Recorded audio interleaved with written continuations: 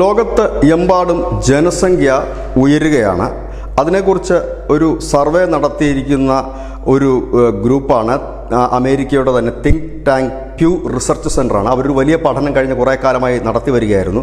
ആ പഠനത്തിൻ്റെ അടിസ്ഥാനത്തിൽ അവർ പുറത്ത് വിട്ടിരിക്കുന്ന റിപ്പോർട്ട് ഇങ്ങനെയാണ്: 2050 ഇന്ത്യ ലോകത്തിലെ ഏറ്റവും കൂടുതൽ മുസ്ലിങ്ങൾ ഉള്ള രാജ്യമായി മാറും. ഇപ്പോൾ നിലവിൽ ഇന്തോനേഷ്യയാണ്. ആ ഇന്തോനേഷ്യ മറികടന്നുകൊണ്ട് ഇന്ത്യ മുൻപോട്ട് പോകും എന്ന് പറയുന്നു. അതേ റിപ്പോർട്ടിൽ തന്നെ പറയുന്നു ഹിന്ദുമതം ലോകത്ത് കുറയും എന്ന്, ഒപ്പം തന്നെ ക്രിസ്ത്യൻ മതവും ലോകത്ത് കുറയുമെന്നാണ് ആ റിപ്പോർട്ട്.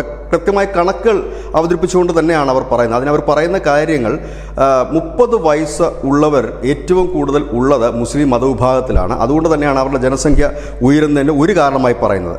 അവരുടെ റിപ്പോർട്ടിൻ്റെ പേര് തന്നെ ലോകമതങ്ങളുടെ ഭാവി ജനസംഖ്യാ വളർച്ചാ പ്രവചനങ്ങൾ 2010 തൊട്ട് 2050 വരെ ആണ് അവർ വിഷയമാക്കിയിരുന്നത്. 2010 എത്രയായിരുന്നു, 2050 എത്ര എത്തും എന്നുള്ളതാണ്. ഈ റിപ്പോർട്ട് പറയുമ്പോൾ ലോക ജനസംഖ്യ 35% വർദ്ധിക്കും.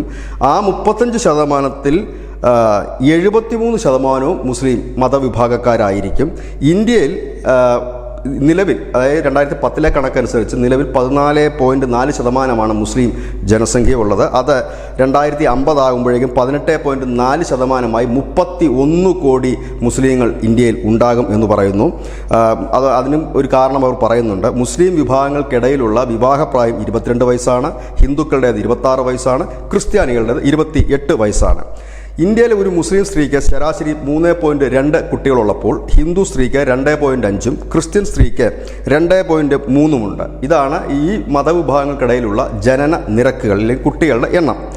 ഇന്ത്യയിൽ ക്രിസ്ത്യൻ ജനസംഖ്യ 2050 ആകുമ്പോഴേക്കും 2.3% കുറയും എന്നുകൂടി ഈ റിപ്പോർട്ട് പറയുന്നു. ലോകത്തെ ഏറ്റവും കൂടുതൽ മുസ്ലിങ്ങളുള്ള രാജ്യം ഇന്തോനേഷ്യയാണ്. അതിനെ തള്ളി ഇന്ത്യ വരുന്നു എന്ന് പറയുമ്പോൾ തന്നെ അതിൽ 2ാം സ്ഥാനത്ത്, അതായത് ഇന്തോനേഷ്യ 3ാം സ്ഥാനത്തേക്ക് തള്ളിപ്പോവും. 2ാം സ്ഥാനത്തേക്ക് എത്തുന്ന പാകിസ്ഥാനാണ്. അവിടെ 27.3 കോടിയിലേക്ക് പാകിസ്ഥാൻ്റെ മുസ്ലിം ജനസംഖ്യ ഉയരുകയും ചെയ്യും. ഇനി ലോകത്ത് മുഴുവൻ എങ്ങനെയാകും മതങ്ങൾ നിലനിൽക്കുക എന്നുള്ളതാണ്.